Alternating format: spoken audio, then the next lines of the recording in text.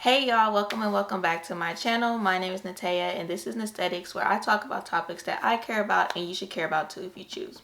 Today we are doing a non-spoiler review of the Jazzman's Blues, a recent film by Tyler Perry that is now on Netflix. I want to do a quick review of this film and talk about my critiques and likes of this film.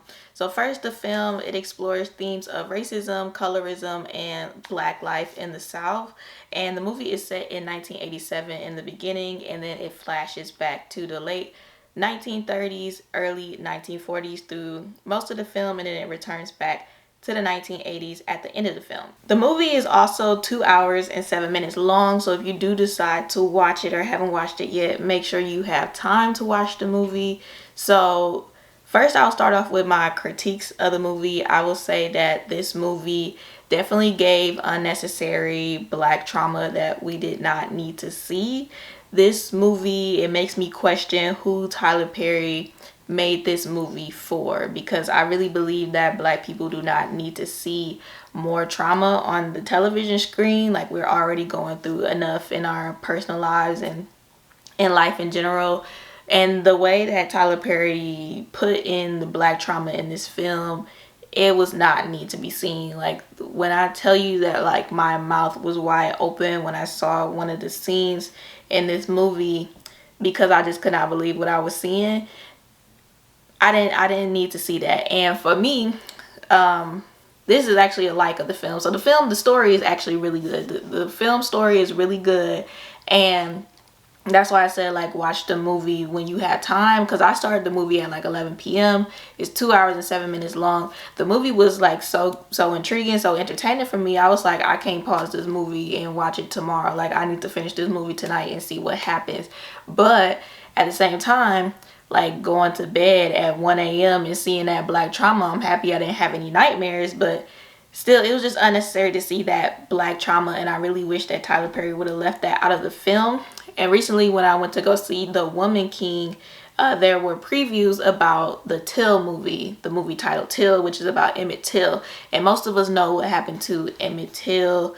And you know, I'm afraid to go see that movie because I don't want to be traumatized. But I believe it was the director, she was being interviewed about the movie, and she was saying that you don't have to worry about seeing trauma in this film, and that the movie is going to start off with joy, it's going to end with joy. And I feel like Tyler Perry needs to take notes from her, because it's like, you can still tell a story about black life, racism, etc., and not have to show the visuals of black trauma, because I really just feel like it was unnecessary. Also, I did not like that the film was predictable.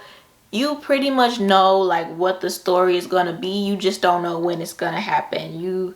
From the beginning of the film, it's pretty predictable.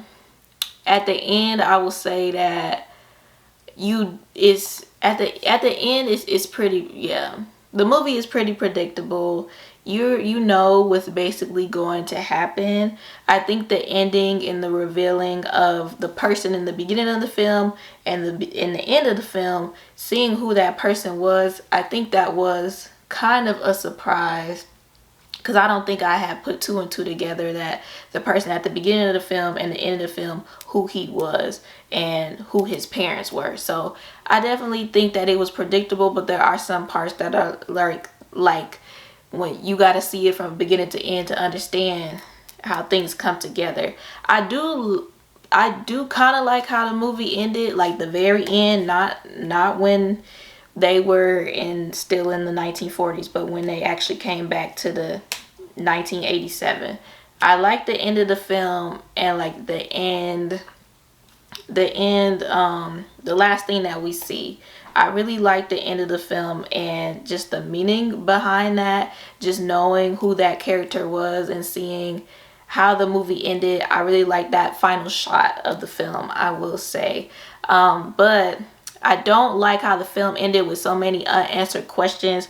I feel like it is up to the imagination of the viewer for a lot of things to like figure out, or just imagine, or come out with their own theories about what happened. But I really feel like Tyler Perry should have given us more context about some unanswered questions that we never got. So I really wish that he would have, even though the movie was 2 hours and 7 minutes long, I feel like he should have answered some questions for us within those 2 hours and 7 minutes. Now I will get into the likes, the things that I did like about this film. So I did like the story, and I liked that this was a love story, kind of a tragic love story, but I do like the love story, and I like films that show love stories. And some people were calling this movie the black version of The Notebook. I don't necessarily agree with that, but I do see that. And then I also did like how this film explored themes of colorism, racism, and anti-blackness. And because the film did cover those themes, it made the film thought-provoking. And like I was saying with the last shot of this film, because this is a non-spoiler review, I'm not saying what the last shot was. I feel like that last shot of the film is very thought-provoking.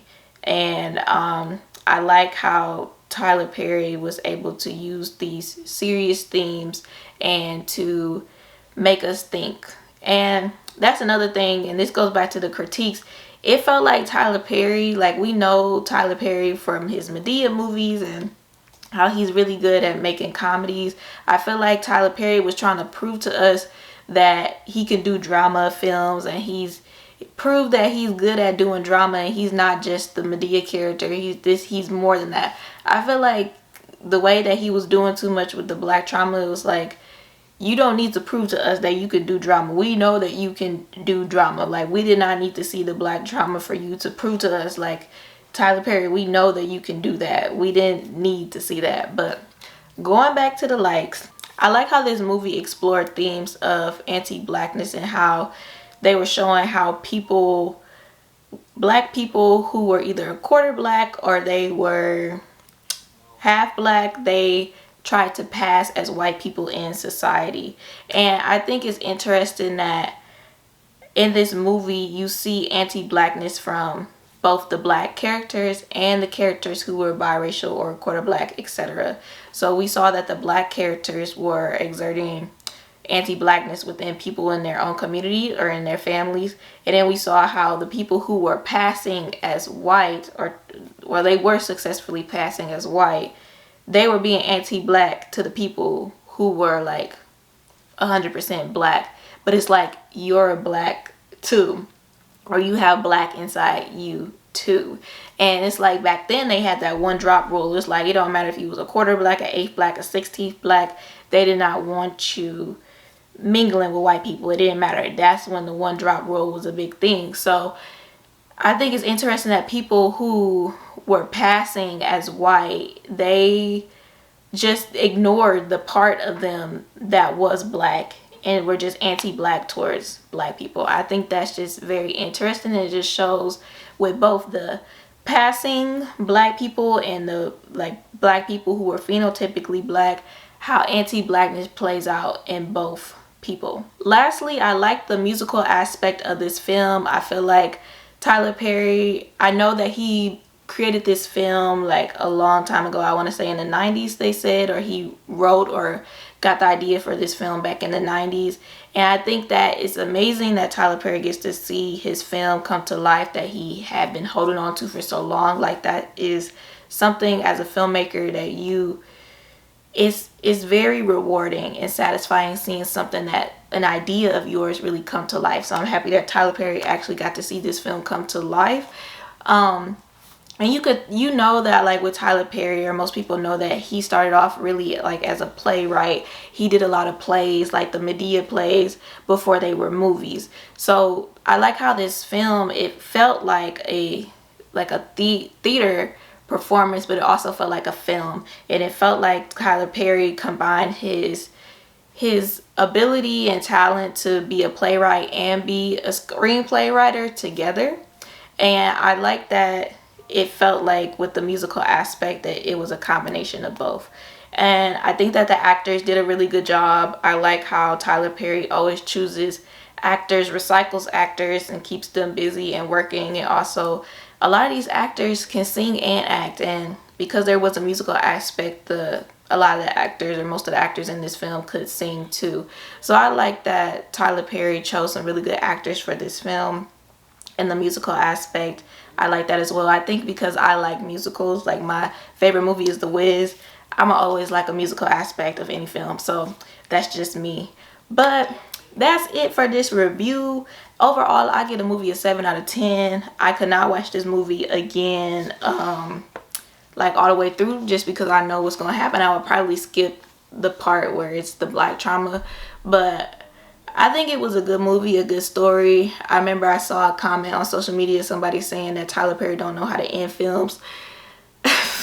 In a way, I agree, and I feel like this film, when it was still set in the 1940s before it flashed back forward to present day, he could have ended that differently. Like he could have ended that differently. But if you've seen the Jazzman Blues, let me know your thoughts in the comment section below, what you thought about the movie and what you rated, and I will see y'all in my next video.